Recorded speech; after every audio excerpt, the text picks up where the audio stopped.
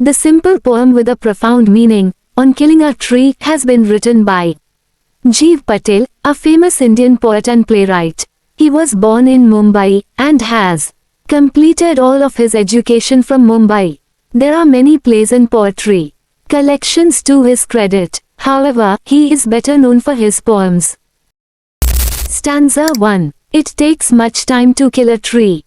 Not a simple jab of the knife will do it. It has grown, slowly consuming the earth, rising out of it, feeding upon its crust, absorbing years of sunlight, air, water, and out of its leprous hide, sprouting leaves. Explanation. पहले stanza में कवि कहता है कि एक simple cut पेड़ को नष्ट नहीं करता, इसे मारने में लंबा समय लगता है। नाइफ के अचानक रफ ब्लो से पेड़ को कुछ नहीं होगा क्योंकि यह धीरे धीरे धरती को कंज्यूम करके मजबूत हो गया है। ये क्रस्ट ऑफ द अर्थ से ऊपर उठता है और सनलाइट, एयर और वाटर को वर्षों तक अब्सॉर्ब करता है।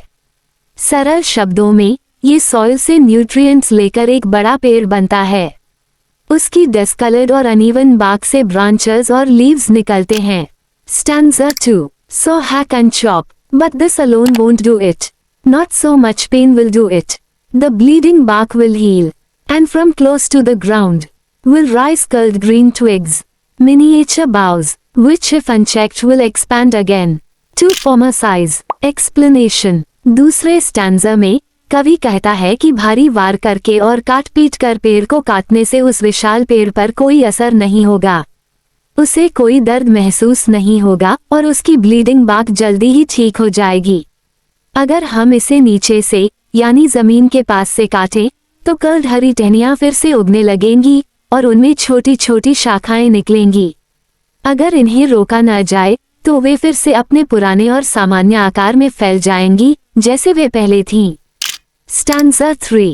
No, the root is to be pulled out of the anchoring earth.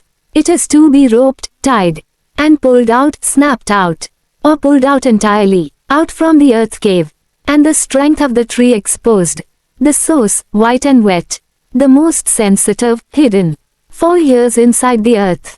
Explanation. तीसरे स्टैंजा की शुरुआत में कवि नो शब्द का उच्चारण करते हैं क्योंकि एक बड़े पेड़ को सिर्फ एक छोटे से चाकू के कट या कुल्हाड़ी के वार से नुकसान नहीं होगा। अब वो व्यंग्यात्मक विडंबनापूर्ण ढंग से पाठकों को पेड़ को मारने के कदम समझाते हैं।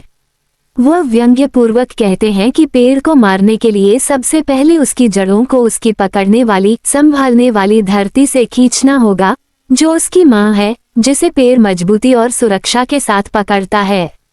वह कहते हैं कि इसे पूरी तरह से खींचना होगा या रस्सी से बांधकर टुकड़ों में काटना होगा। और एक बार जब पेड़ को धरती की गुफा से अलग कर दिया जाता है तो स्रोत जड़ें जो सफेद और गीली होती हैं और पेड़ का सबसे संवेदनशील और छिपा हुआ हिस्सा होती हैं, बाहर उजागर हो जाती हैं, तब पेड़ अपनी ताकत खो देता है। Stanza 4. Then the matter of scorching and choking in sun and air, browning, hardening, twisting, withering, and then it is done. Explanation. अंतिम स्टैंजा में कवि कहते हैं कि एक बार पेड़ को जड़ से उखाड़ दिया जाता है तो ये धीरे धीरे सूखने और मुरझाने लगता है, सूर्य और हवा के कारण। ये भूरा रंग धारण कर लेता है, सख्त हो जाता है, मुड़ जाता है और अंततः विभिन्न मौसम की परिस्थितियों में इसकी त्वचा छिलने लगती है और फिर ये प्रक्रिया समाप्त हो जाती है। अब पेड़ पूरी तरह से मर चुका होता है और कुछ भी नहीं बचता।